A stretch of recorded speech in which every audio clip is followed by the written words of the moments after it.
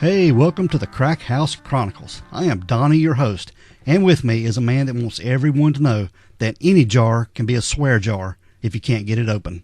It's Dale. Damn right. Here, open this damn jar. Open this jar of pickles. You can pass it around the living room. Okay, who can open this damn jar? Tap it with a fork. They'll put it under the water, hit it with a butter knife. Ding, ding, ding. Yep. And just bust it, throw it on the floor. That's it. They ought to put the swear words right on the jar. Yeah.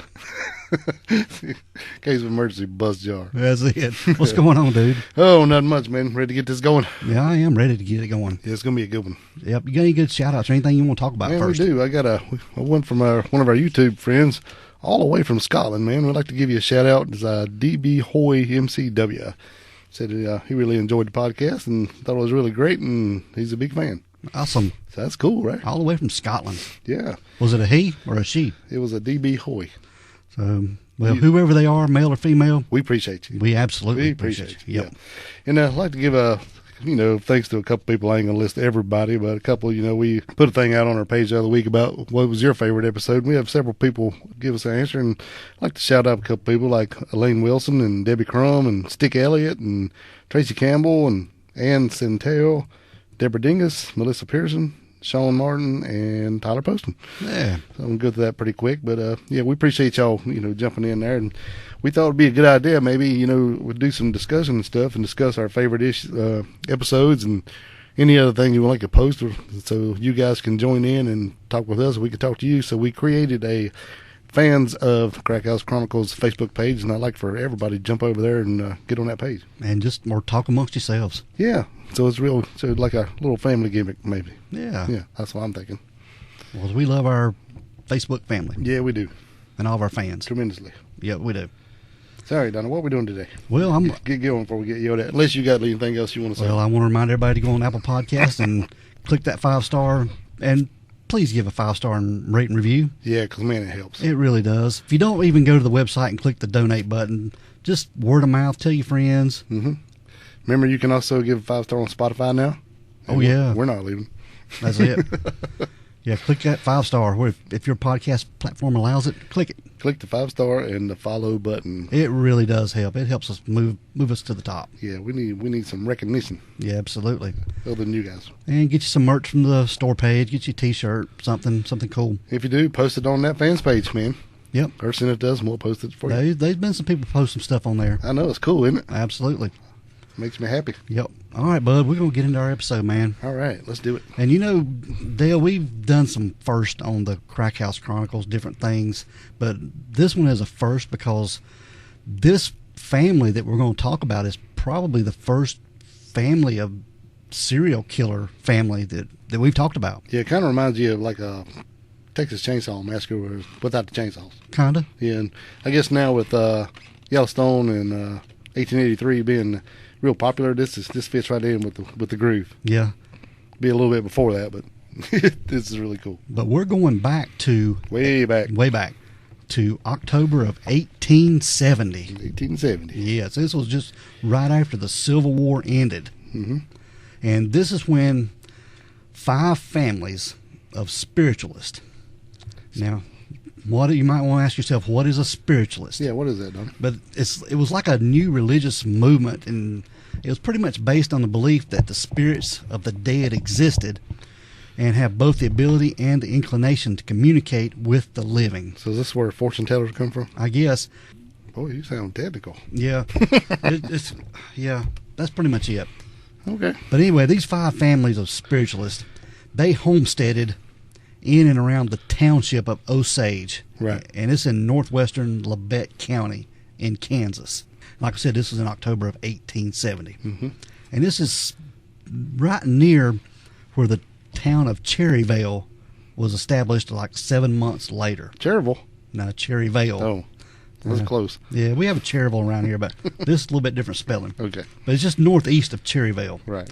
And one of the families was John Bender Sr., and his son, John Jr. So I guess it's like during the Homestead Act and where Lincoln passed, where you can go out and get a bunch of land, and if you live there 5 years or whatever, and you could be yours. Yeah, if nobody claimed it, you can register it and work it, and after 5 years, it was yours. Yeah, all you had to do was improve it, build on it, and farm it and stuff. Yep. Okay. But John Bender Sr. and his son, John Jr., they registered 160 acres of land, and it was just adjacent to the Great Osage Trail. How was that? The Great Osage Trail? Right. It was a trail. Okay. Yeah. Oh, it was pretty great, wasn't it? But what it was the only open road for traveling further west. Right. So basically, it's the highway coming in. It was like I-40. Right. Rolling in. So we're gonna set up shop right here beside the highway. Yeah. We're gonna be the what do you call it? The rest stop. Yeah, pretty much. Yeah, okay. Rest stop on I-40. Right. But yeah. Okay. But that's what they did. They just set up shop or homesteaded right there next to the Great Osage Trail, right next to the road. John Sr. and John Jr., they built a cabin, a barn, and a corral. Yeah.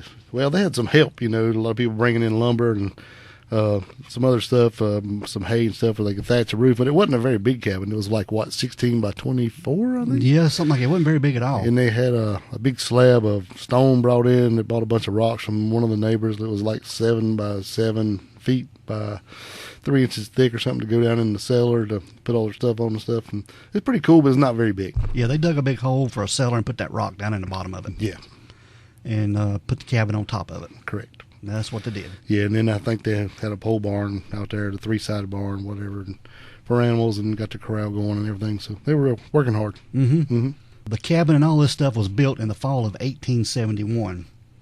Now, John Sr.'s wife, Elvira, and daughter, Kate, they arrived a little bit later. Right. And the cabin was divided into 2 rooms by the canvas that was on the wagon. Which is pretty smart, yes, man. Yeah, they divided up this cabin into, I guess. So basically, it had one big room, and they just hung this thing in the middle to make it 2 rooms. Yeah, Okay. pretty much, yeah. The front part of it was, they made it like a little general store. Right. Where they could sell some dry goods and, I guess, different things. And Elvira had a little kitchen in there, and she could cook and feed travelers as they were coming and going. Yeah, so like a little bed and breakfast. Yeah, kind of thing. Smart, really. Yeah, I guess they could stay the night, too. I guess that's why they got the land where they did, right there on the highway, so they were thinking ahead. Yeah, I mean, that's really smart. Yeah. But now the front section of this cabin contained a kitchen, like we said, and a dining table where, these travelers, they could stop for a meal and, like we said, even spend the night. Right. And Elvira and Kate, they also planted a 2-acre vegetable garden and apple orchard just a little bit north of the cabin. Right. Man, I'm thinking, 160 acres. Well, they just give you a hunk of land, wouldn't they? Oh, yeah. That's a lot of damn land. Yeah. Man. But now talking about the Bender family themselves. Right. Now, John Bender Sr., he was around 60 years old, and he spoke very little English. And when he did speak it, it was so guttural that you couldn't understand what he was saying. I think they were like German immigrants, right? Yeah, they were. Right. And according to the May 23rd, 1873 edition of the Emporium News, he was identified by the name of William Bender. And Elvira, who also spoke very little English, was 55 years of age, and she was pretty unfriendly.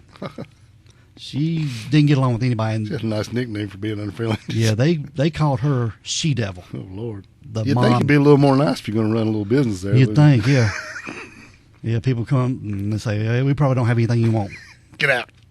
But John Bender Jr., he was around 25 years of age, and they said he was handsome, had auburn hair and a mustache, and he spoke English very well, Right. but with a German accent. And he was prone to just laugh aimlessly, which kind of led people to think that he was kind of maybe a half-wit, or his elevator didn't go to the top, maybe. Right. The screen door had a hole in it. He's a few bricks shy. Of a full load. Yeah. Cheese slid off his cracker. But anyway, Kate Bender, the young female, she was around 23. And they said she was just a little bit different from the rest of them. She was cultivated and attractive and spoke English very well. And with not much of an accent at all, right? Yeah, no accent at all, hardly. Kate, she was what she called a self-proclaimed healer and psychic. Here we go. Yeah. And she would even distribute flyers advertising her supernatural powers and her ability to cure sicknesses. And she also conducted seances. And she gave lectures on spiritualism, I guess trying to pull people into their religion. I guess that's what she was doing. And she gained a little bit of notoriety for advocating free love. Free love. Yeah, this is back before the 70s. Wait. Yeah. but the 1870s. Well, it was the 70s, yeah, 1870s. Yeah, but her popularity became a large attraction for the Benders and their inn. Right. But the Benders, they kept to themselves, and Kate and her brother regularly attended Sunday school in the nearby Harmony Grove. So they went out and about it while the elders just kind of hung by the house. Yeah, they were seen in town quite a bit. Now, like we said, the Bender family, they were believed to be German immigrants, but there was no documentation or any kind of proof of their relationship to each other or where they were born or anything. Yeah. Nothing's ever been documented. Yeah, they didn't do much documenting because really anytime anybody was born back then, if they didn't write it in a Bible, they didn't know. Right. There was no record of a birth anywhere. But that's pretty much the way they recorded births. But like we said, John Bender was either from Germany or the Netherlands, and is thought by some people to have been born by the name of John Flickinger. And there was some newspapers at the time said that Elvira was born Almira Hill Mark, but it was often misreported as Make, M-E-I-K. So I guess that might be a German name. I don't know. No idea. But said she was born in the Adirondack Mountains. That's cool. But she married a man named Simon Mark. They claimed that she had 12 kids. Can you imagine? And she later married a man named William Stephen Griffith. And Elvira was suspected of murdering several husbands, but none of these rumors was ever proven. Man, how old was this lady?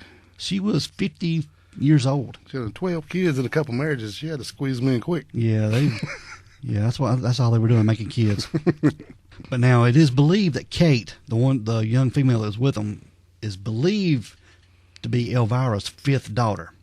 But some of the Benders' neighbors claimed that John and Kate were not brother and sister, but actually husband and wife. I wonder. Yeah, it's kind of weird. So it's kind of. I guess that's possible. Kind of a weird family.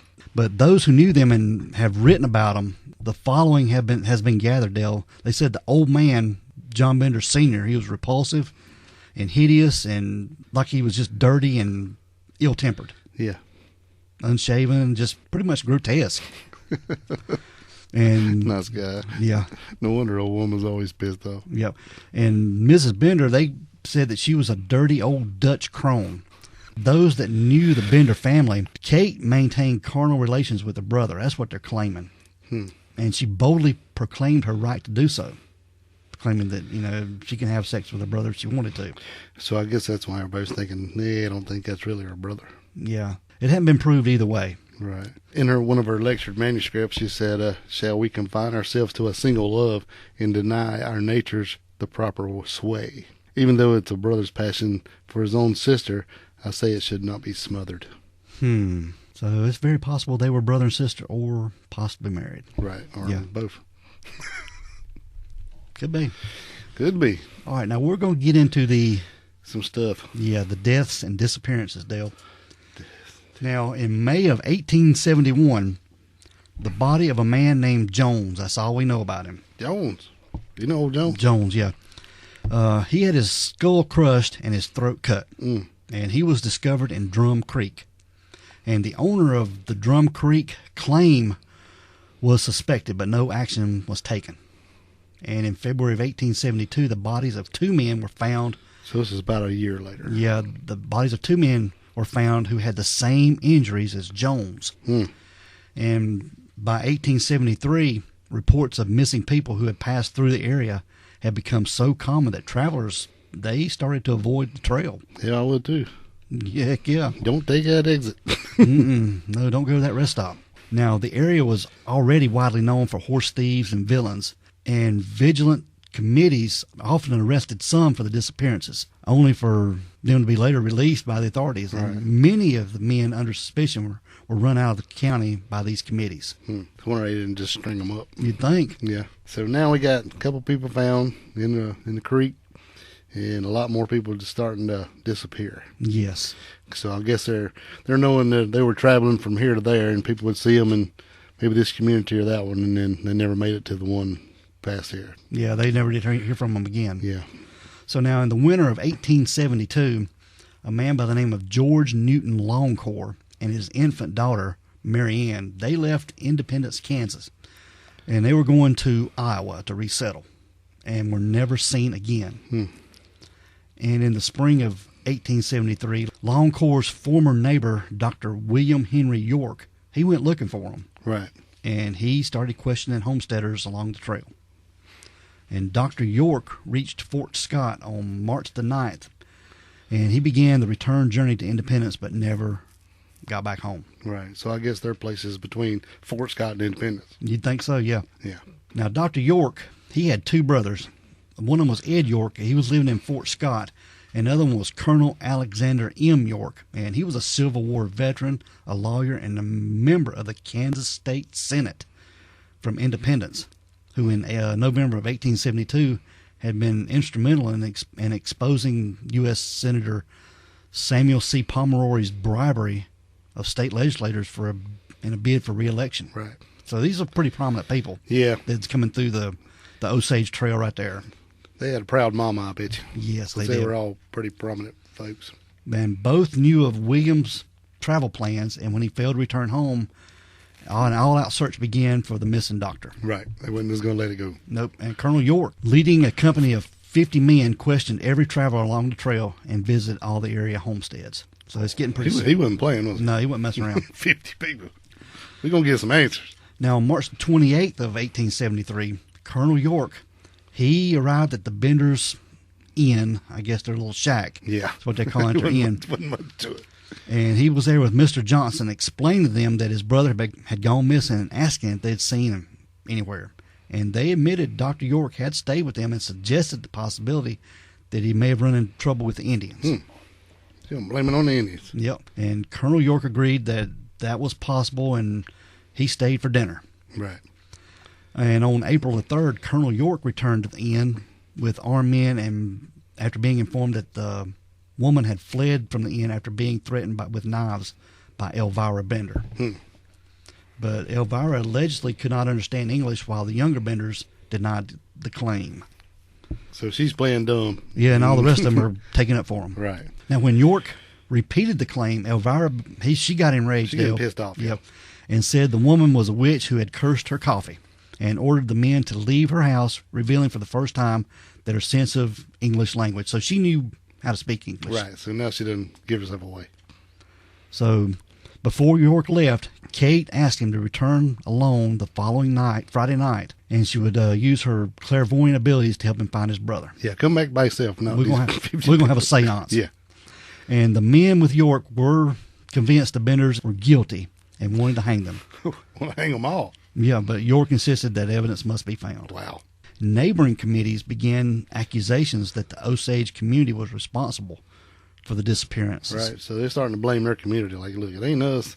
They go past here and never seen again. So Yep. It's got to be them. And a meeting was arranged by the Osage Township in the Harmony Grove Schoolhouse. And the meeting was attended by 75 locals, including Colonel York and both John Bender Sr. and John Bender Jr.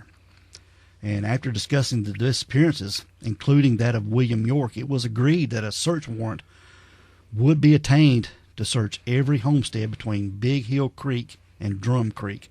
Yeah, because Drum Creek was where they found Jones, a man named Jones. Mm-hmm. And two other bodies. Yep. And despite York's strong suspicions regarding the Benders, since his visit several weeks earlier, no one had watched them. And it was not noticed for several days that they had fled. They got out of town. Right. The Benders had blew the coop. Packed up and gone. Yep. It was just 3 days after the meeting, a guy named Billy Toll was driving cattle past the Benders' property when he noticed that the little shack was abandoned and the farm animals were unfed. So this was 3 days. Right. And Toll reported the fact to the township trustee because of the inclement weather, and several days lapsed before the abandonment could be investigated. Right. And the township trustee called for volunteers, and several hundred turned out to form a search party that included Colonel York. Yeah, he ain't playing. And when the party arrived at the end, they found the empty cabin, empty of food, clothing, and personal possessions were gone. Yeah, everything's gone. But now, get this. Dale, they noticed a bad odor. Right. And it was traced to a trap door that was underneath the bed, and the trap door was nailed shut. Right. And after opening the trap door, the empty room was 6 feet deep, 7 feet square at the top and 3 feet square at the bottom, and was found to have clotted blood on the floor. All over. Yep. And the stone slab that we talked about was broken up with sledgehammers, but no bodies were found. Yeah, so they busted up the floor looking for something. Yep. It wasn't nothing, but everything was soaked in blood. Yeah, and the blood had to be smelling. Oh, yeah. Good old nasty. Yep. And the men then physically lifted the cabin and moved it to the side so they could dig under it, but no bodies were found. And they got to probing the ground around the cabin with a metal rod, and they found some disturbed soil in the vegetable garden and the orchard. Right. And this is where they found Dr. York's body. Right. Now, I read somewhere where it said, they was about to give up the search when York, he was sitting in his buggy and the sun was starting to go down, and you could look over and you could see the depression in the ground. Yeah. And that's when they found him, but go ahead. Yeah, but they found York's body that evening, and he was buried face down with his feet barely below the surface. Yeah, just barely below. And the probing continued until midnight with another 9 suspected grave sites before the men were satisfied that they had found them all and retired for the night. Now, the next morning, they resumed the digging, and another 8 bodies were found, and 7 of the 9 suspected graves, while 1 was found in a well, and along with a number of body parts. And all but 1 had their heads bashed with a hammer and throats cut, Dale. And it was reported in newspapers at the time that all had been incidentally mutilated. Now get this. There was a body of a young girl that was found with no injuries sufficient to cause death, and it was speculated that she had been strangled or buried alive. Yeah, that was the one where the guy and his infant daughter, they were buried together. Yes. Yeah, and she was like buried at his feet. And they just suspect she was buried alive. Them sick fuckers. Now, there was a Kansas newspaper reported that the crowd was so incensed after finding the bodies that a friend of the Benders named Brockman, who was one of the onlookers, was hanged from a beam in the inn until unconsciousness. God dang. Then they revived him and interrogated him to see what he knew, and then they hanged him again. Dang. After the 3rd hanging, they released him, and he staggered home as one of the drunk or deranged. I'm like, holy cow, we're going to find out something. Either you know or you not, but we're going to know if you do. Yep. Wow. And there was a Roman Catholic prayer book that was found in the house with notes written inside, and it was written in German, which were later translated, and the text read, Johanna Bender, born July 30th, 1848, and John Gebhard came to America on July 1st, 18, ? So they don't know what that year was. Right. And it said Big Slaughter Day, January 8th, and hell departed. So they don't know what that meant. Right. But the word of murders got around pretty quickly, and more than 3,000 people, and including reporters as far away as New York and Chicago, came out to Cherryvale. I bet. And the Bender cabin was destroyed by souvenir hunters who took everything, including bricks lined with the cellar and stones lining the well. Oh, wow. So somebody's got a bloody brick somewhere. Yeah, they do. Somebody in their family. And State Senator Alexander York, he offered $1,000, which is $21,603 as of this year, right, for reward for the Bender's family arrest. And on May 17th, Kansas Governor Thomas Osborne, he offered $2,000, which is upwards of $43,000 today for reward. So about $70,000. Yeah, total. Wow. For anybody that knew where the Benders got to. Yeah. All right, we're going to get a little bit more into it now. Detailed. Yeah. Now, it is believed that when a guest would come to the Benders' little shack to stay, they would give the guest like what they called a seat of honor at the table. Right. And which was positioned over a trap door that led down to this cellar. Yeah. Now, it's hard to say whether the chair was over or if it was underneath the table, but either way, go ahead. Yeah, they was sitting over top of a trap door. And the victim's back was to a curtain. Yeah, it'd be to that canvas curtain we was talking about earlier. Yeah. Yeah. And Kate, she sort of there in the kitchen would distract the guests while John Bender and his son would come from behind the curtain and hit him in the right side of the head with a hammer. Yeah. So basically, while they're sitting there, he'd just swing through the curtain. He wouldn't even come around. I guess he could see their shadow, or Yeah, well, if it's right up against it, with the light on the other side, you knew right where he was. You'd be sitting at the table talking. Next thing you know, you've been whacked in the head with a hammer. God almighty. A big hammer. Yeah. And when they would be knocked silly, their throat would be cut by one of the women. Yep. To make sure they were dead. Sometimes slashed with a straight razor, or sometimes stabbed. Yep. Just depend. Cut their throat. Yep. And then dropped through the trap door. Yep. To bleed out. Yeah. And once the body was in the cellar, they would strip the body later and buried it somewhere on the property. Yeah, I said they took everything but their drawers.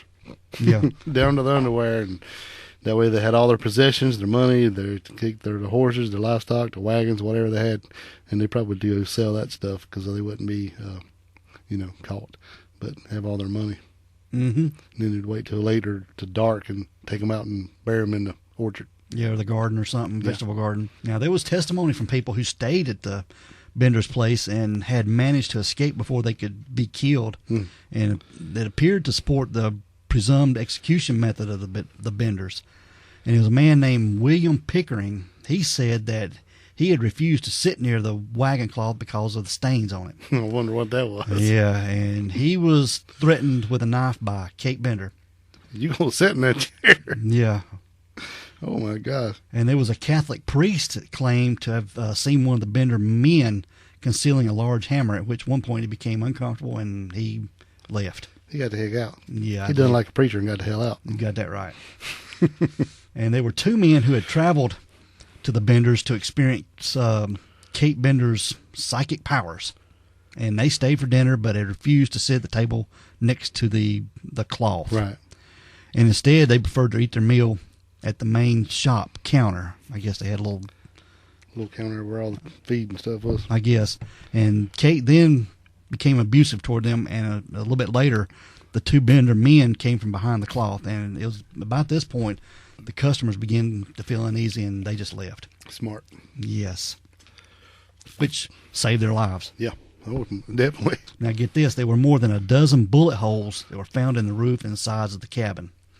And the media speculated that some of the victims had attempted to fight back after being hit with a hammer. Yeah, very possible, yeah. It's been not crazy, just pull the gun and try to shoot.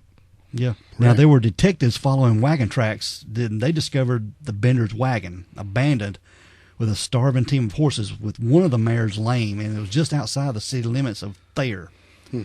And this was about 12 miles north of where their cabin was. Yeah. There was a town called Chanute, and this is where John Jr. and Kate left the train and caught the MK and T train south to Terminus in Red River County, and this was near Denison, Texas. Right. And from there, they traveled to an outlaw colony thought to be on the border between Texas and New Mexico. And yeah, it's a pretty dangerous place. Yeah, they were not pursued, as the lawmen following outlaws into this region, they often didn't return themselves. Yeah, they didn't want to go down in there. No. There was one detective later claimed that he had traced a pair to the border, where he found John Jr. had died of apoplexy. I think that's how you pronounce it. No idea. I don't know what that is. And Ma and Pa Bender did not leave the train at Humboldt, but instead continued on to north to Kansas City, where it is believed they purchased tickets to St. Louis, Missouri. Right. Now, there were several groups of vigilantes, and they were formed to search for the Benders. And many stories say that one vigilante group actually caught the Benders and shot all of them but Kate, whom was buried alive. Oh, shit. And another group claimed that they had caught the Benders and lynched them before throwing their bodies in the Vertigus River. And there was another claim to have killed the Benders during a gunfight and burned their bodies. So a whole lot of people's claiming they did it, but nobody ever went back and claimed all that money. Yeah. Right. Yeah. So No. we don't know what happened there, really. Yep. It was actually $3,000 then and about $64,000 today. Yeah. And the story of the Benders' escape spread, and the search continued on for the next 50 years, Dale. And often two women traveling together were accused of being Kate Bender and her mother. Well, that'd be bad. He was stringing them up. You'd think. Now, just a little bit later, in 1884, it was reported that John Flickinger had committed suicide in Lake Michigan. And also in 1884, an elderly man matching Pa Bender's description, was arrested in Montana for murder committed near Salmon, Idaho. Yeah, somebody had been killed by a hammer to the head. Yeah, so that makes you wonder, doesn't it? Right. And there was a message requesting positive identification. It was sent to Cherryvale, but the suspect severed his foot to escape his leg irons and bled to death. Yeah. And by the time a deputy from Cherryvale arrived, they couldn't ID the body. Yeah. So they don't know if that was him or not. Yeah, they just don't know. But they still displayed a skull and said it was him. That's pretty wild. So whether John Flickinger was really John Bender Sr. is unknown. Yeah, they said that they displayed the skull in the Salmon Saloon until Prohibition come in 1920 when the skull disappeared. So that's pretty wild. Yeah. So I wonder who's got it now. It makes you wonder, doesn't it? That and some bloody bricks. Mm-hmm. All right, Dale, let's talk about a little bit about the victims. Right. And like we said, the first one was a man named Jones, and his body was found in Drum Creek with a crushed skull, and his throat was cut. That was in May of 1871. Yes. And somewhere around the 1st of February of 1872, there was 2 unidentified men found on the prairie with their skulls crushed and throats cut, just like Jones. Same way. Yep. All right, now in December of 1872, there's a man named Ben Brown. He was from Howard County, Kansas. He had $2,600 on him, and he was missing. He was buried in the apple orchard. Payday there. Yep. And on December the 5th of 1872, W.F. McCrotty, he was Company 123rd Infantry Division. He had $30 on him and a wagon with a team of horses that went missing. Right. And on December the 6th of 1872, a man by the name of Henry Mckenzie, he relocated from Independence from Hamilton County, Indiana. He had $36 on him and a matched team of horses that were missing. Right. On December the 7th, I guess this is just the bodies and the day they were found. Yeah, that's what I'm thinking. And then basically what was known that they had and what was missing. Yeah. So basically is the dates and the loot. Yep. And on December the 7th of 1872, a gentleman by the name of Johnny Boyle from Howard County, Kansas, he had $10 on him, a pacing mare, and an $850 saddle that was missing. Man, that's $18,000. Yes, That's been a hell of a saddle. Yep, and he was the one that was found in the well. Oh, wow. Yep. Why in the hell would you throw me in your well? I don't know. Which, I did read when they were giving all the building materials and stuff, and when they called Elvira and Kate to come out, that they were digging the first of 2 wells. So maybe that's why it was the first of 2 wells. Yeah. One for the bodies and one to drink out of. Right. But you'd think they would run together. I mean. Well, that's true, yeah. Yeah, I wouldn't want to drink out the clean one. This first tastes nasty. Yep. Now on 8th and 9th of December of 1872, George Newton Longcore and his 18-month-old daughter Mary Ann, the one we talked about. Yes. Contemporary newspapers reported his name was either George W. Longcore or George Launcher, while Mary Ann is similarly reported as being either 8 years old or 18 months old. God damn. So that's a big difference, but yeah. From what we gathered, it was an infant daughter, and the mother had died during childbirth. Yeah. Yeah. And according to the 1870 census, George and his wife, Mary Ann, were neighbors of Charles Ingalls family in Independence. And we'll talk about that in just a little bit. Yeah. The Charles Ingalls family. Right.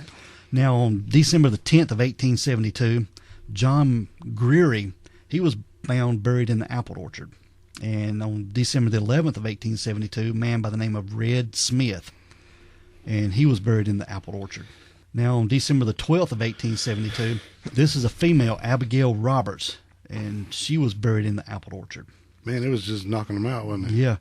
In December the 13th through the 15th of 1872, this one they found various body parts. And these parts did not belong to any of the other victims found and are believed to belong to at least 3 additional victims. That's kind of creepy. Yes. In December the 16th through the 19th of 1872, during this search, the bodies of 4 unidentified males were found in Drum Creek and the surrounding area. And all 4 had crushed skulls and throats cut. And one of the victims might have been Jack Bogart, whose horse was purchased from a friend of the Benders after he went missing in 1872. Oh, this family, man, they were just killing left and right. Yeah, smash and grab. Now on Smash and slash. I guess. May the 20th of 1873, Dr. William York. He had $2,000 on him. He was missing, and he was buried in the apple orchard. That's when it got them, because I think they really had decided not to kill like families or people who were important to the community or stuff. But when they killed that doctor, that's what brought the heat on. Yeah, they had people coming after him. Yeah, when brother showed up with 50 guys, some stuff's going on. Yep. By including the recovery of the body parts not matched to the bodies, the finds are speculated to represent the remains of more than 20 victims, Dale, with the exception of Mckenzie and York, who were buried in Independence, and the Long Cores, who were buried in Montgomery County, and McCarty, who was buried in Parsons, Kansas. And none of the other bodies were claimed. And they were reburied at the base of a small hill 1 mile southeast of the Bender's Orchard, and one of several locations known as Bender Mounds. And the search for the cabin resulted in the recovery of 3 hammers, a shoe hammer, and a claw hammer. And a sledgehammer. Yes, that appeared to match indentations in some of the skulls. And these hammers were given to the Bender Museum in 1967 by the son of Leroy Dick. Leroy Dick. Yep. He was the Osage Township trustee who headed the search of the Bender property. Now, the hammers were displayed in the Bender Museum in Cherryvale from 1967 to 1978, were the site of the acquired fire station. And while attempts were made to relocate the museum, it became a point of controversy, and some of the locals objected to the town being known as for the Bender murders. Well, shit. Yeah. And the Bender artifacts were eventually given to the Cherryvale Museum, where they remain mounted in a display case to this day. And there's a knife with a 4-inch tapered blade, and it was reportedly found hidden in a mantel clock in the Bender's house by Colonel York. And in 1923, it was donated to the Kansas City Museum of History by York's wife, but it is not on display. Yeah, it's still got reddish-brown stains on the blade. Like blood. Yeah. But it says you can't see it upon request. That's crazy. Well, I would just should put it in there with the hammers. You'd think. I mean, if you got the hammers, hell, that was the damage. Now, there is a historical marker describing the Bender's crimes, and it is located in the rest area at the junction of U.S. Route 400 and U.S. Route 169, just north of Cherryvale. Wow. All right, Dale, here's just a little something. Little bonus thing. Okay. Now, this story has a connection to the Little House on the Prairie. Well. Yeah. Now, not the TV show, but the Ingalls family. And it was books that were written by Laura Ingalls Wilder. And she mentioned the Bender family in her writings and speeches. And in 1937, she gave a speech at a book fair, which was later transcribed and printed in September of 1978, Saturday Evening Post, in a 1988 book called A Little House Sampler.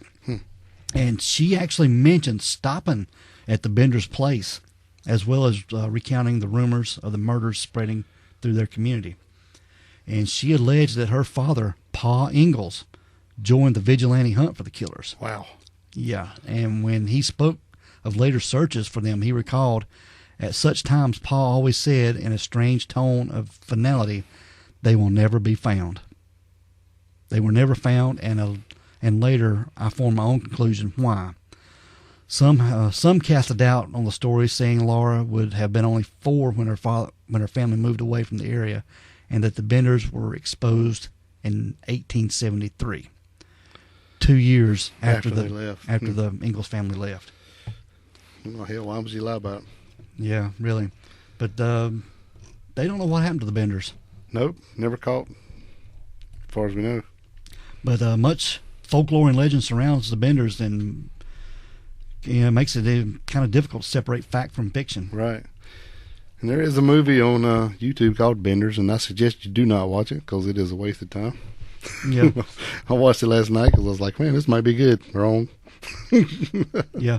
There is a guy on there on YouTube his YouTube channel is called Faces of the Forgotten.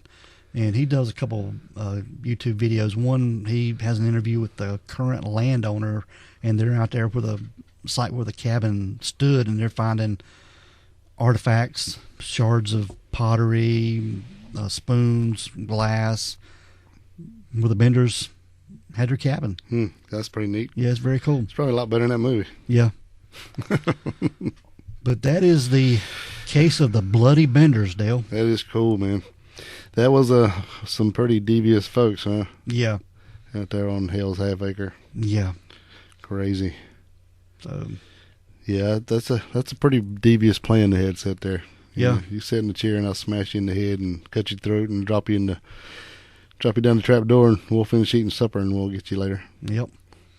All right, Dale. We're going to get out of here, bud. All righty, man. Let's roll. We want everyone to be safe, be careful, and always be aware of your surroundings.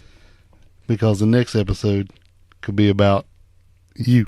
This is the Crack House Chronicles.